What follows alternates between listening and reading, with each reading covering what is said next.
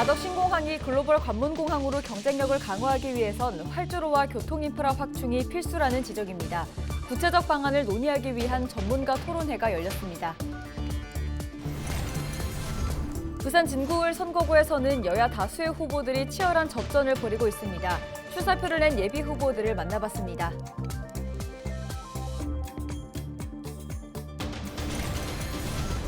평균 나이 70대인 거창 문해교실 학생들의 특별한 졸업식이 7일 열렸습니다. 그 현장을 다녀왔습니다.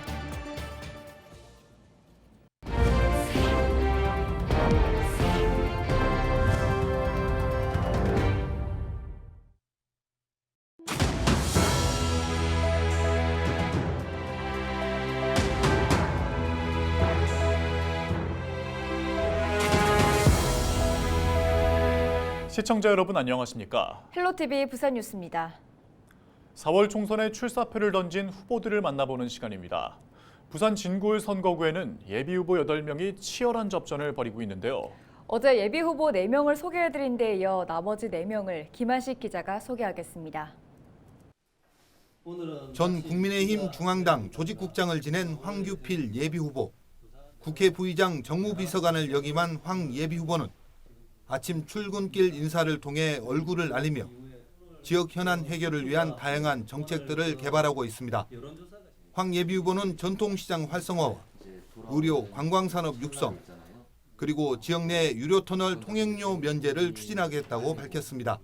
부산 진구에서 나고 자란 저 황규필이 정당, 국회, 행정부 30년 경험을 바탕으로 자유민주주의를 지키고 부산 진구을의 발전을 이루어내겠습니다.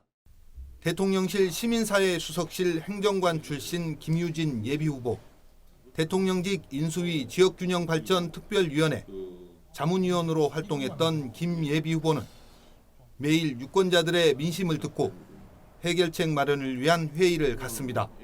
김 예비후보는 철도정비창 이전 부지의 AI 산업단지 조성과 교육특구 지정, 싱가포르를 넘어서는 세계적인 관광도시 조성이 목표라고 말합니다. 생계형 정치가 아닌 국가와 지역 발전, 주민들의 삶 속에 들어가 동고동락하는 생활형 정치를 하겠습니다. 국민의 삶이 어려워지지 않도록 목소리를 내는 소신 있는 의원이 되겠습니다. 전 자유한국당 최고위원인 이종혁 예비후보, 지난 18대 국회의원을 지낸 이 예비후보는 유권자들에게 얼굴을 알리며 자신의 정책을 홍보하는 데 집중하고 있습니다. 이 예비후보는 지하철 노선 확대와 범천동 중학교 설립, 일자리 창출을 위한 기업 유치를 지역 현안으로 꼽았습니다. 진구 그리고 우리 부산이 굉장히 활력을 잃고 침체가 되어 있습니다.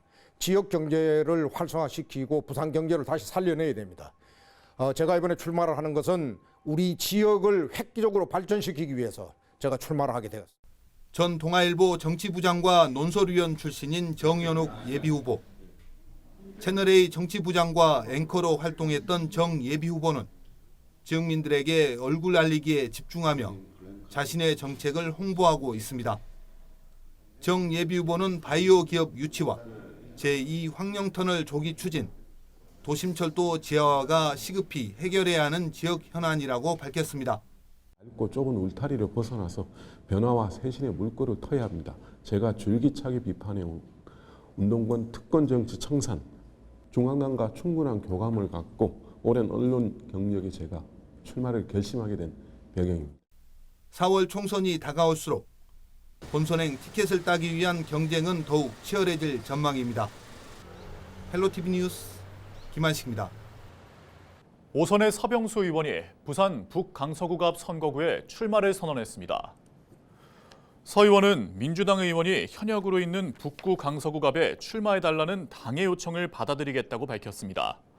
서 의원은 4년 전 당의 부름으로 부산 진구갑에 출마했을 때와 마찬가지로 나라와 당을 위한 일에 주어진 소명을 다하겠다고 강조했습니다.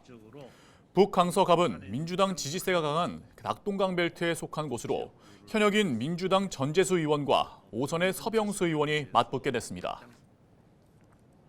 더불어민주당 공천관리위원회가 7일 현역 의원이 없는 지역구의 원외 후보자 단수 공천을 결정했습니다. 공관위가 이날 발표한 2차 단수 공천 명단에는 부산에선 부산진구갑 선거구의 서운숙 후보, 기장군 최태경 후보, 동래구 박성현 후보가 포함됐습니다.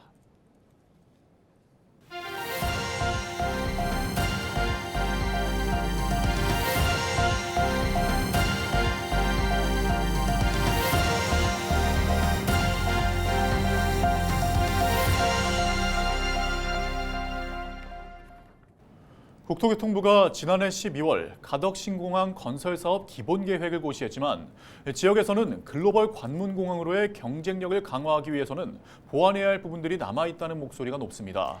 특히 활주로와 교통인프라 확충이 필수라는 지적입니다. 안수민 기자의 보도입니다. 부산시가 추정하는 가덕신공항 항공화물 수요는 오는 2040년 100만 톤, 2050년 130만 톤입니다. 하지만 국토교통부 계획대로라면 이 같은 수요를 감당하기 힘들 것이란 우려가 나옵니다. 항공 수요를 동남권으로 한정해 보수적으로 예측하면서 활주로가 하나로 계획됐기 때문입니다. 전문가들은 가덕신공항을 24시간 복합물류 허브공항으로 키우기 위해 제2활주로 건설이 필수라고 강조합니다. 화물 100만 톤을 처리할 수 있는 그런 공항에 맞는 그 활주로의 필요 본수가 2번이라고 판단을 하고 있고, 또 24시간 여객 물류 중심 공항을 구현하고, 또 평상시뿐만 아니고 혹시나 사고가 발생했을 때 아니면 다른 공항의 대체 공항으로서의 그런 공항으로 이용을 할 수 있을 때도, 해야 될 때도 원활한 착륙이 가능하고. 가덕신공항에 접근할 수 있는 교통망 계획에도 문제가 제기됩니다. 현재 계획은 강서구 일원과 직결되는 교통망에 한정돼 개항 이후 늘어나는 물류와 여객 수요를 감당할 수 없다는 겁니다. 이 때문에 중장기적으로 고속철도와 도로망을 확충하는 계획을 국가계획에 포함시키는 것이 중요합니다. 지역 거점 항공사 육성도 성공 개항을 위한 필수 요소, 부산 거점 항공사를 키우기 위한 정책적인 지원과 함께 항공사의 국제적 네트워크 구축을 통한 환승여객 유치 극대화 전략 등이 필요하다는 지적입니다. 글로벌 경쟁력을 높이기 위해서는 규모의 경제를 만들어야만 이게 가능합니다. 그러기 위한 어떤 방법들입니다. 그래서 제휴 네트워크가 필요하겠고, 전문가와 시민사회는 가덕신공항 2단계 확장 방안을 빠르게 실현하기 위해 종합개발계획을 수립해야 한다는데 공감대를 형성했습니다. 헬로티비 뉴스 안수민입니다. 거창에서는 7일 조금은 특별한 졸업식이 열렸습니다. 평균 나이 7순을 훌쩍 넘긴 만학도 학생들이 지난 3년간 열심히 공부를 한 끝에 초, 중 등 학력을 인정받게 된 건데요. 가난과 여러 가지 이유로 배움의 때를 놓친 늦가기 학생들에겐 더 뜻깊은 날이 됐습니다. 전주현 기자의 보도입니다. 학사모를 쓰고 긴장한 모습이 역력한 학생들. 졸업장을 받고 졸업식 노래를 다 함께 부르며 어느새 학생들의 눈가는 촉촉히 젖어듭니다. 60대부터 90대까지 연령도 다양한 거창군 문해교실 졸업식입니다. 최고령의 나이로 초등교육과정을 졸업한 이군순 할머니는 배움의 끈을 놓지 않는 것이 꿈입니다. 3년 동안에 학교를 하루같이 비가 오나 눈이 오나 저 선생님, 우리 오 선생님이 저를 들고 댕겼어요. 이 나이에 학교 간다고 하면 빈말인데, 이 나이에 학교로 또 국민학교 졸업하고 나오니 뭐라고 말이 안 나옵니다. 성인 문해교실에서 일정 기간 초, 중등 교육과정을 수료한 20명의 졸업식이 7일 거창군에서 열렸습니다. 이날 졸업식에는 문해교실 선배인 아림고 늦가기 반 학생들도 참석해 후배들의 졸업을 축하했습니다. 3년간 동고동락했던 선생님들은 어르신들의 새로운 출발을 응원합니다. 대부분 다 중학교 과정에 또 진학을 하게 되고, 또 중학교 가서도 즐겁게 또 건강하게 이렇게 생활했으면 하는 게 제 소망입니다. 성인 문해교실은 여러 가지 이유로 배움의 기회를 놓친 성인들에게 정해진 과정을 마치면 초등학교 또는 중학교 학력을 인정해주는 제도입니다. 지난 2016년 시작된 거창군 문해교실은 지금까지 164명의 졸업생을 배출했고, 이 중 31명은 고등학교에 진학했습니다. 비록 졸업은 하였지만은 또 초등학생은 중학교, 중학생은 또 고등학교로 아마 내년도 되면은 우리 성예문인 학생이 대학교에 졸업하는 사례가 될 것입니다. 끝까지 또 저희들 응원하고. 늦가기 학생들이 평생 짊어졌을 배움이라는 한. 이날 졸업이 끝이 아닌 또 다른 시작으로 새로운 인생을 향한 출발점이 됐습니다. 얼마 전 졸업사진을 찍고 나서 고등학교 교복을 맞추며 너무나 가슴이 벅차올랐습니다. 선생님들의 기대에 어긋나지 않도록 고등학교 과정을 제대로 밟아가겠습니다. 헬로티비 뉴스 전주연입니다.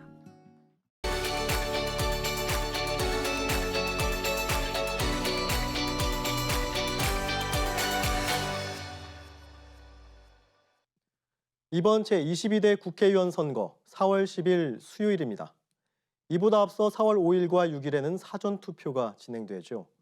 선거일 기준으로 18세 이상의 국민, 그러니까 2006년 4월 11일에 태어난 사람까지 선거권을 갖는데요.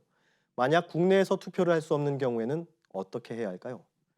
18세 이상인 대한민국 국민으로 외국에서 투표하려는 사람은 바로 재외선거 대상자로 분류됩니다. 재외선거 대상자는 주민등록번호 유무에 따라 국외 부재자와 재외선거인으로 나뉘는데요.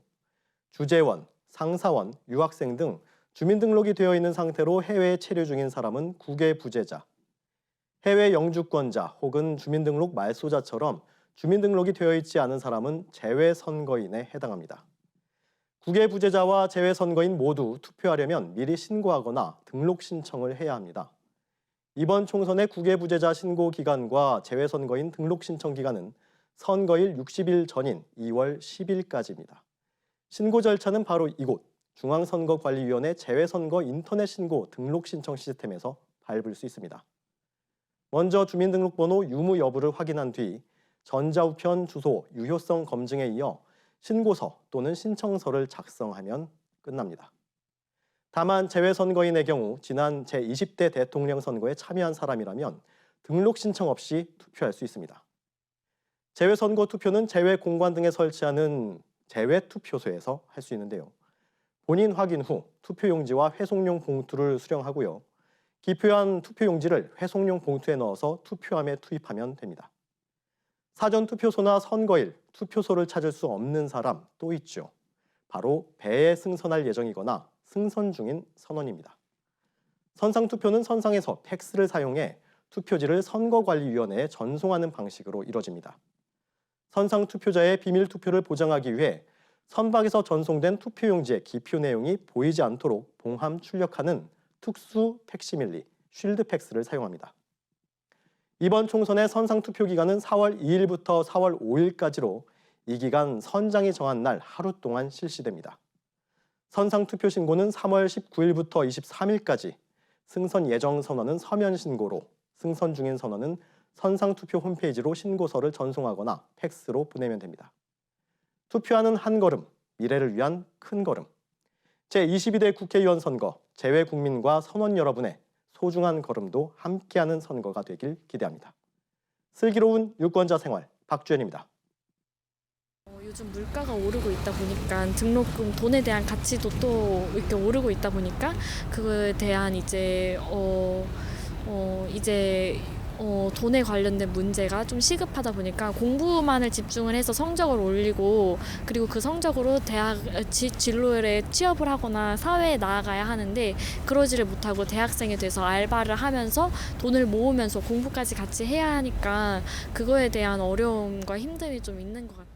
요즘 학생들 중에 창업에 관심 있어 하는 학생들이 좀 많아가지고 제가 알기로는 요즘 정부 지원 사업 예산 총 금액이 좀 줄고 있는 추세여서 이런 것들을 이제 학생들이 창업에 관심이 많이 하니까 이런 관련 이제 프로그램들이나 창업 지원금을 좀 더 많이 확대되었으면 좋겠습니다.